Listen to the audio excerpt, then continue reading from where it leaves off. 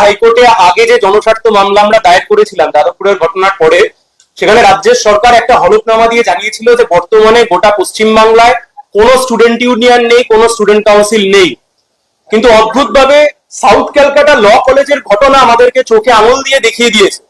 এবং আপনি যদি নির্যাতিতা যে পুলিশ কমপ্লেন করেছিল সেই পুলিশ কমপ্লেন যদি দেখেন, সেখানে স্পষ্টভাবে বুঝতে পারবেন যে গোটা ঘটনার সূত্রপাত ঘটেছিল স্টুডেন্ট ইউনিয়ন রুমে, এবং নির্যাতিতা সেখানে একজনকে জিএস বলে উল্লেখ করেছে। এর বাইরেও গোটা রাজ্য জুড়ে বিভিন্ন কলেজে স্টুডেন্ট ইউনিয়ন ফিজ, সেই স্টুডেন্ট ইউনিয়ন ফিজ কালেক্ট করা হচ্ছে।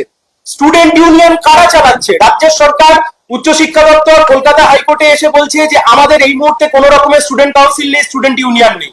কিন্তু গোটা রাজ্যে স্টুডেন্ট ইউনিয়ন চলছে, স্টুডেন্ট ইউনিয়নের রুম খোলা আছে, সেখান থেকে ফেস্ট হচ্ছে, ফেস্টিভ্যাল হচ্ছে, কোটি কোটি টাকা খরচ হচ্ছে, স্টুডেন্ট ইউনিয়নের নামে টাকা উঠছে। কোথায় যাচ্ছে টাকা? সাউথ ক্যালকাটার এই ঘটনা হয়তো ঘটতোই না যদি এই স্টুডেন্ট ইউনিয়ন, অবৈধ স্টুডেন্ট ইউনিয়ন যদি বন্ধ থাকতো।